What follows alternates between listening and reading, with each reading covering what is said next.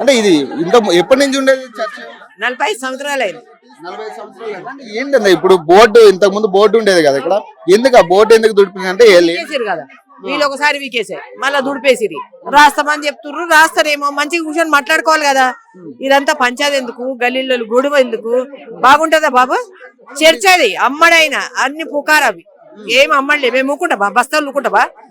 మా నాయన ఆర్మీ ఆయన 45 సంవత్సరాలు అయింది ఈ చర్చి కట్టి. మేము 50 సంవత్సరాల నుంచి ఇక్కడ ఉన్నాం. ఇల్లు నాది.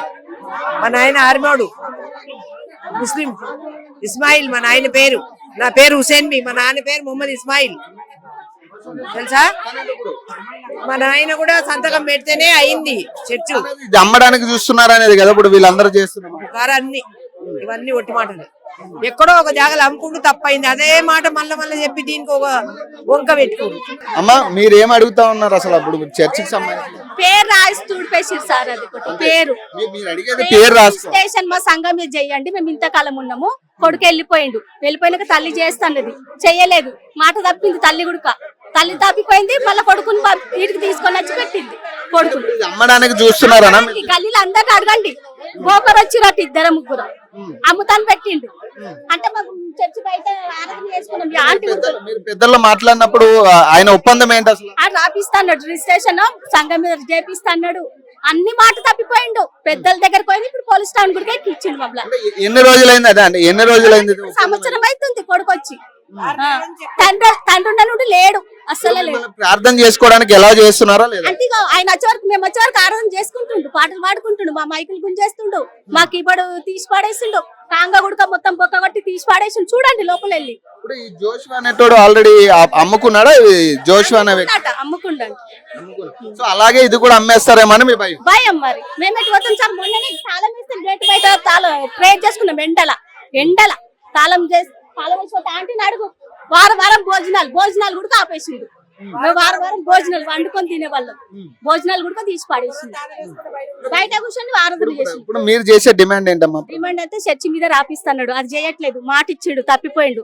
మళ్ళీ ఈడ పేరు రాపిస్తలేడు. మమ్మల్ని టార్చర్ పెట్టి పోలీస్ స్టాండ్ లో కొంటే తిప్పిస్తున్నాడు. పోలీసుల మీద పెట్టుకొని ఆరాధన నడిపిస్తున్నాడు.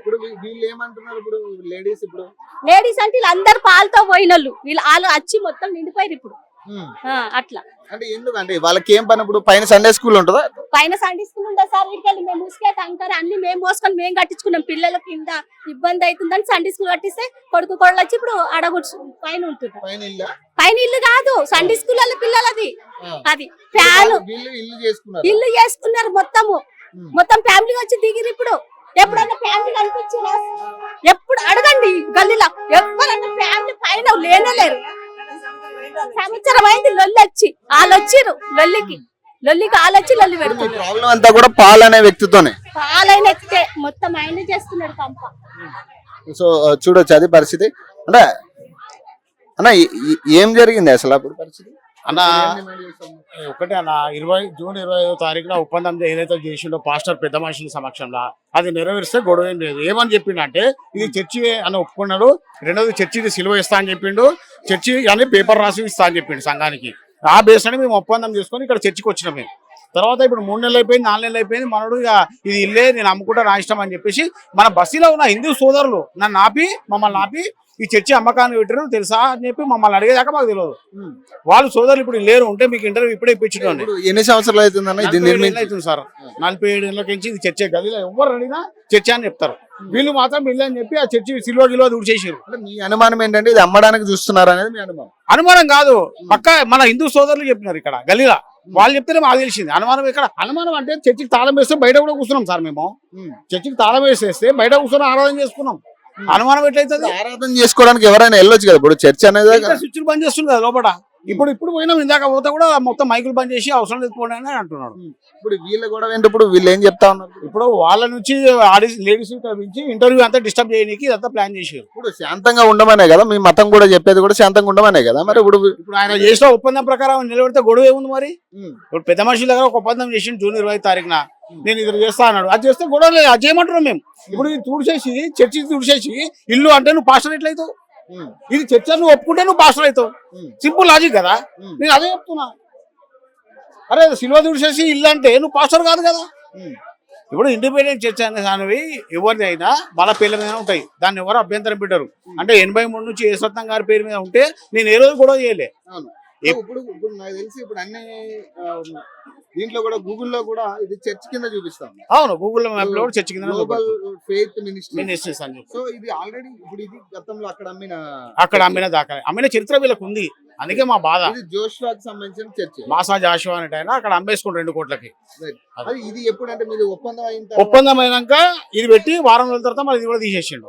తీసేసి ఏం చేసిండు, గట్టిగా అడిగితే అప్పుడు ఏం చేసిండంటే ఇక్కడ చర్చ బంద్ అయిపోయిందని చెప్పి బోర్డు పెట్టిండు. ఏదో బోర్డుది బ్లాక్ కలర్ బోర్డు ఇది పెట్టిండు. ఇక ఇది పెట్టేసి ఇక్కడ చర్చి అంతా బదిలీ చేయబడ్డది బాలనగర్ కి, ఇక్కడ చర్చి లేదని చెప్పేసి ఇది పెట్టి గేటుకి తాళం వేసిండు.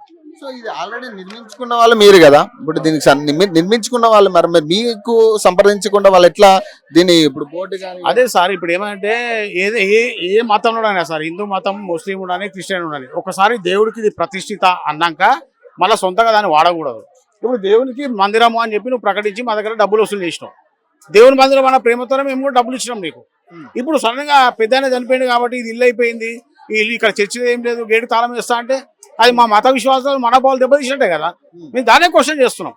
పోనీ పెద్ద మనుషుల దగ్గర నేను కూర్చోబెట్టినప్పుడు నువ్వు ఒప్పుకున్నావు కదా, ఆ ప్రకారం మనం చెయ్యి, గొడవ ఏముంది ప్రజలతోని.